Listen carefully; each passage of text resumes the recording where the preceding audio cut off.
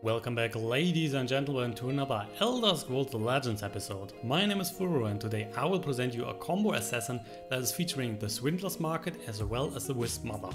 I'm currently not very happy with the meta game as it is in Legends, so over the weekend I tried a bunch of different deck builds. Unfortunately, most of them were not really able to compete against the mid-range army that I was facing, so I dropped without much trouble over 1000 places on the Legend leaderboard and ended far at the bottom. Since then I was testing out the deck that you are seeing on the right side, and surprisingly enough it is working really decently with an overall good performance against most decks. A weakness is still to be found in super aggro matchups, but you cannot beat everything, so it's fine by me. One of the key cards of the deck is the Swindler's Market, which was introduced in the Madhouse collection and back in the day was one of my favorite cards to play around with. It's an ongoing support card that will deal 1 damage to your opponent while also healing yourself for 1 whenever you are playing a zero cost card. Naturally, you will play this card then obviously in a deck that is able to produce and contains a lot of zero cost cards, so the market is popular in archer decks as well as in assassin ones. I have also tried out the market archer over the weekend, but so far the results were a bit weaker, which is a sign that my deck list needs a bit more improvements on that side, because it should be at least equally good. To get your zero cost card rush starting, you have a bunch of different tools at hand. First of all, early in the game you are playing Goblin Skulks to snatch zero cost cards out of your deck. That is not only increasing your total cards in hand, but also thinning your deck, which is improving the probability to get your key cards faster. After the early play with the Skulks, your next stop is on turn 4, where you are sitting at Murkwater Shamans who can constantly create additional curse cards, as well as the Swims at Night. Swims at Night is a new legendary from the Heroes of Skyrim expansion, which is not looking too dangerous at first hand and will also produce only a single zero cost card. On the other hand, he can get out of control pretty fast. Whenever you're playing a zero cost card, the stats are increasing by an additional 1/1, leading to a great snowball and finishing potential. My biggest one so far was over 12 attack in yesterday's Gauntlet mode, so a real precious little Agonian we have here. If we look a bit further ahead on the Magicka curve, we will find 2 interesting additional zero cost creators in form of the Smuggler's Hall and the Wispmother. The Smuggler's Hall was introduced a month ago as a monthly reward, so if you're looking to build the deck and you're new to the game, you need to craft this one. The Hall will give you an additional 4 random zero cost cards into your hand, which alone is for 6 Magicka not the best value proposition, but in combination with cards like the Wispmother or the Swindler's Market, definitely worth it. Outside of a deck like this one, you will normally not see the Hall played anytime. That leads us to the last important key card, which is the Wispmother. While she's not looking like a real zero cost creator, her ability to copy another small unit is definitely giving you the right treat here. As long as you have the Wispmother on the board, you will summon a copy of a 2 or cheaper unit in the other lane. So stuff like the Murkwater Goblins or also the cheap Elusive Schemers are all getting doubled.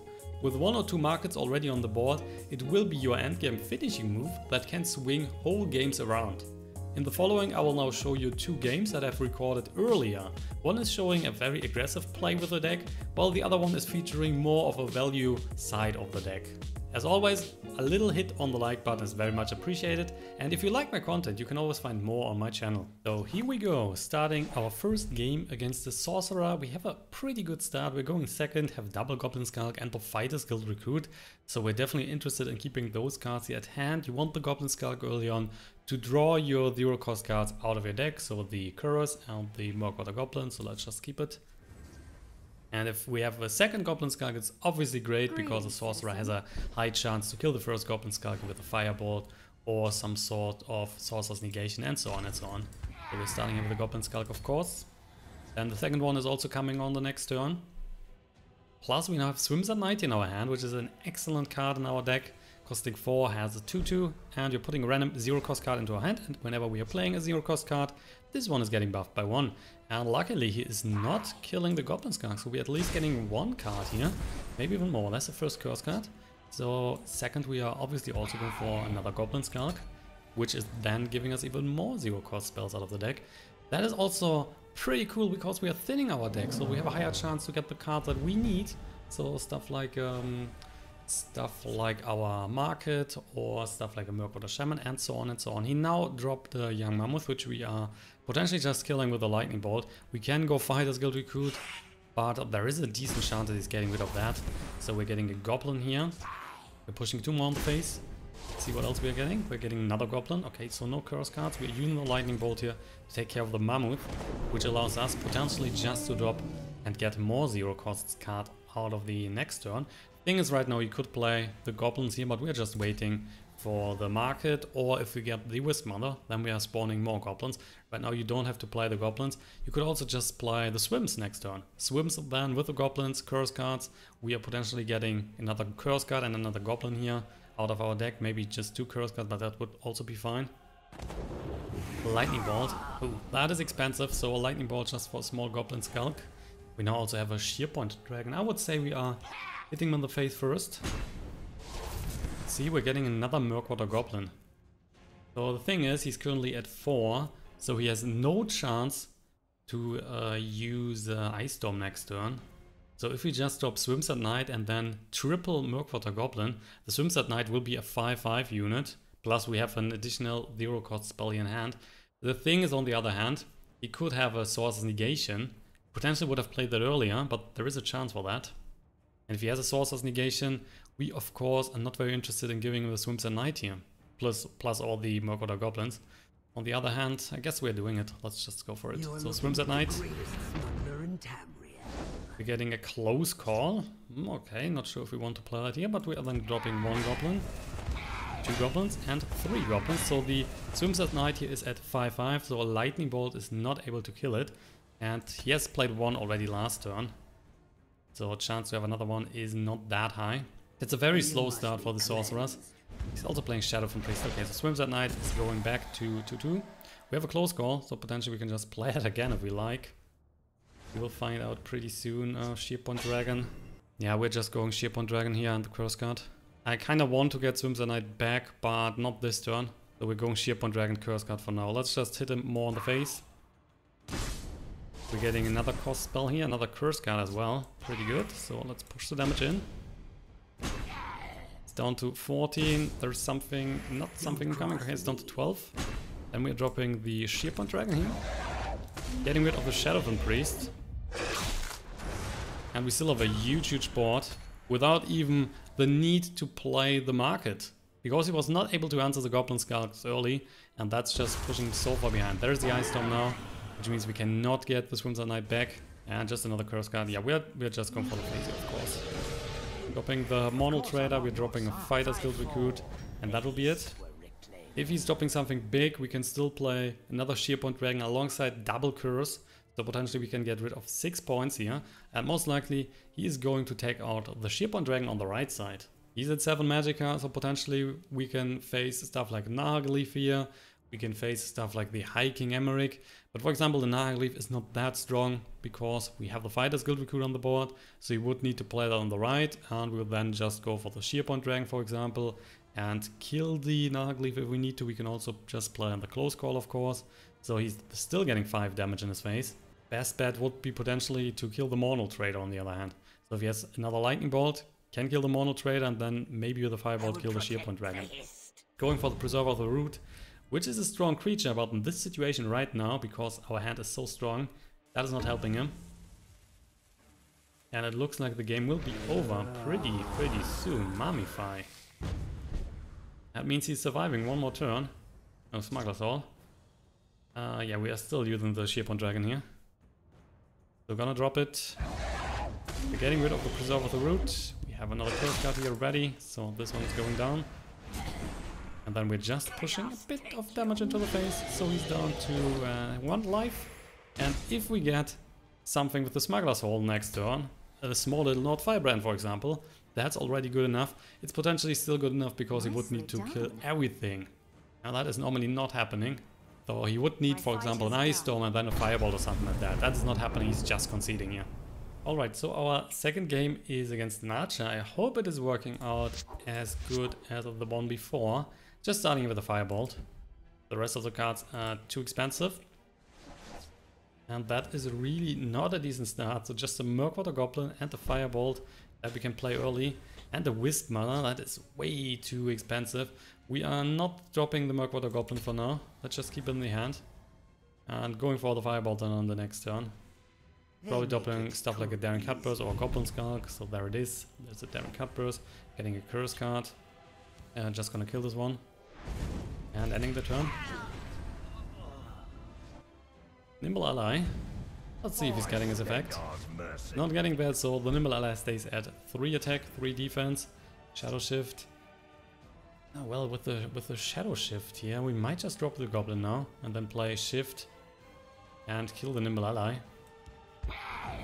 Because we have a curse card. And we get an additional card to draw here, so maybe something else to play. Lightning Bolt. Yeah, that would have been nicer, to be honest, instead of going for Murkwater Goblin. We cannot change that now. So we might then use the extra Magicka to play the Hexmage, play the curse, kill the Nimble Ally, and still have a unit on the board that is able to push more damage into his face. The Moonlight were bad. Change of plans, I guess. Fight the Skilled Recruit. Change of plans it is. So let's go Mighty Ally. And Nimble Ally, sorry, we are killing Nimble Ally with a Lightning Bolt. And we're killing the Moonlight Werbert as well. Keeping the curse card, we might need that later. With the Leaflurker, that's always strong, can kill whatever we like. They make it too easy. Just another Daring. Mournhold Traitor. So here we go, we are just stopping Fighter's Guild Recruit, we're using the curse card, getting rid of the Dunestalker, and just in case, if he's killing the Fighter's Guild Recruit, we're just stopping the Mournhold Traitor. And let's just end here. Okay, a Rapid Shot. Is he using that? There it is. Leaflurker is killing the Mournhold Traitor, which means he's not attacking with the Daring. He's just chilling there. Should not, yeah, he's not attacking. Firebolt, excellent. So we are just dropping then. Let's go Hexmage. Could then trade if we like. If we're not interested in pushing too much damage here, I'm not really a fan of giving him any more cards. Right now our hand is unfortunately not very strong. So it might be that we're just trading here. So let's use the Firebolt, taking care of both units. And with that, getting 2 in the face. And we unfortunately down to 1 card, which is just the Wispmother, which alone right now with any of the combo pieces is not helping us too much. So for the Wispmother to really get decent work done, we need the markets on the board, we need stuff like the Murkwater Goblin, then we are just getting more and more on the board. And that's also dealing damage and we're healing back. If I fall, Fighter's Guild Recruit. Please push a bit of damage in the face now. I would love that. Your coin or your life. And even a Dunestalker, another one. So the Leaflurker is definitely out of range here for us. And a Sanctuary Pad. Wow, someone is really afraid of the Hexmage. There is a Fight Skill Recruit as well. So the Hexmage is more or less down. Now the question is, do we want to kill these units or are we going for the bigger guy? I would say we're going for the bigger guy. Hexmage is then dying potentially to the pad if he is interested in keeping the guard on the board. What he normally should do, because the guard's just helping if he wants to save some units here behind. Smuggler's Hall. Okay, that might be interesting. We're taking care of the Leaflurker. We're playing the Smuggler's Hall, which is then dealing another 2 into our opponent's face. Dwarven Spider. We get a Close Call. Nordfirebrand. And we also got, oh, another Nordfirebrand. So that means these units all are getting copied by the Wispmother. We're just looking forward to see something else, something that is really worth it to play with the Wispmother. So if we get a market, that is a lot of healing, that's a lot of damage that we can push, and then we are interested in playing the Wispmother. You could now play the double Nordfirebrands to kill the Fighter's Guild Recruit, but that is not really worth it. So it's just like he's then losing the other lethal creature as well. There's no need to do that. And of course, I'm totally happy if he's hitting us in the face. At the moment, we are looking forward to find more cards. That's just another Sanctuary Pad. Someone really likes the lethal creatures. So is he trading now? Is he just going for the face? He is trading. So the pad, I'm not sure why you put the pad here out. Lightning Bolt. Yeah, we're just killing the Fighter's Guild Recruit, I guess. Because then we can trade if we like to. But he's down to 1 card, so we can just chill here. We wait for the market. Leaflurker. Yeah, I'm good, I guess. I guess we're just eating the damage here. Let's just wait. Let's just end the turn and wait. He has only 2 cards, so it's not like he's pushing now 20 damage from the hand or something like that. The worst would be a Tazkad that is pushing additional 6. It's just a nimble ally. Ah, he's also getting the effect, so more lethal stuff on the board for him. We're getting a Mournhold Traitor, which is also working with the Wispmother. And there's finally the Swindler's Market. So I would say, let's start here, heal back. He's then getting, of course, more cards in the hand. Let's see if we go for everything here. Potentially getting 2 cards, maybe 3. Depends a bit, so let's just drop the Wispmother. Go for Swindler's Market. And we are starting with the North Firebrand. And it looks like he's instantly getting something. Yeah, of course he is. Another Fighter's Guild Recruit. Another Fighter's Guild Recruit. Yeah, of course you are. So how about we will just give you another North Firebrand? How do you like that? So we now have 2 in each lane. We can then just kill the Fighter's Guild Recruit here. We could also use a close call and get even more North Firebrands here on the board, if we like that. It's not helping us too much right now, but well, so we're definitely dropping the Dwarven Spider as well, which means he's just getting another 2 points. And are you getting something again? Oh man, someone is really lucky with the prophecies. Just give me a name. Brotherhood Slayer. That's giving him a completed contract, because with the Brotherhood Slayer is just killing the Dwarven Spider. Not a huge fan of that. So this one is definitely going down. And we can push 2 more on the face. We still have the close call. The thing is, I'm not sure if we really want to use a close call here. We can use it on the North Firebrand for the Leaflurker, for example, if we want to kill the Sanctuary Pet next turn. So maybe we are doing that.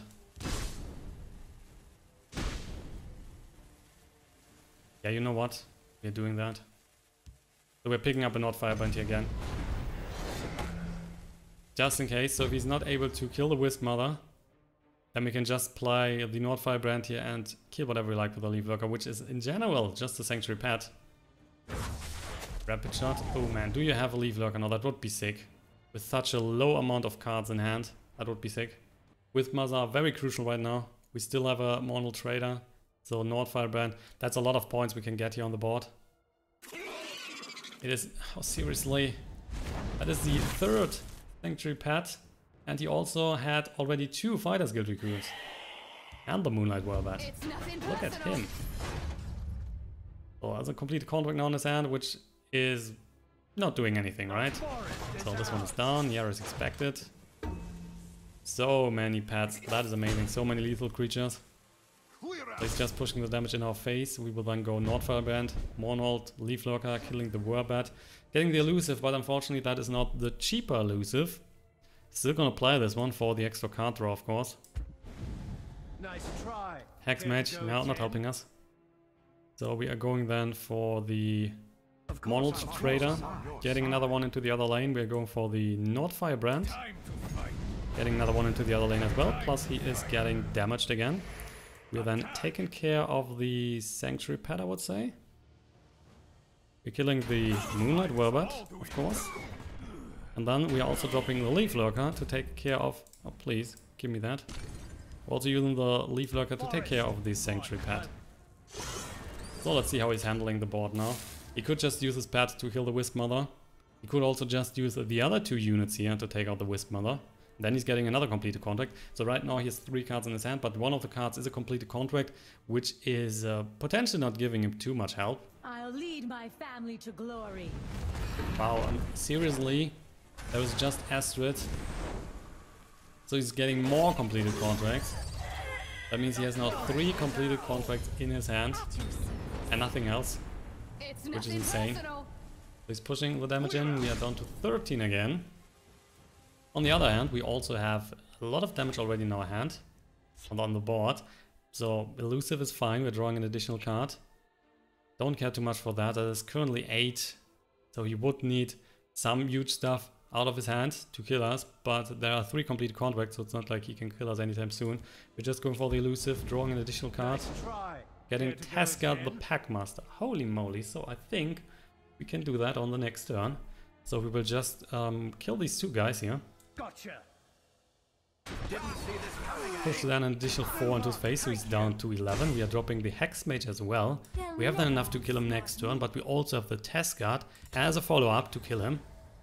and he's currently just pushing 8 damage. So the card in his hand that he just got from the top needs to be then Tazkad the Packmaster to kill us, which would be insane. And that's just a green pack stalker. So he's getting the guard there, but that is fine. The forest is ours. Finish off. Yeah, even better. Even better. We're down to 7, we're down to 5. Shearpoint Dragon. We will just go for a hit here, then the finish off. That's also a Leaflurker. But finish off is giving us more points here. Gotcha. So we're gonna use that. Finishing off, additional 2 points because of the Hexmage. This time he's not getting something here. So we can push it then 4 into his face. We have another 4. And we also have Tazkad the Packmaster. That would be good as well for kill. But we're winning with the units on the board as well. So no need for the Tazkad.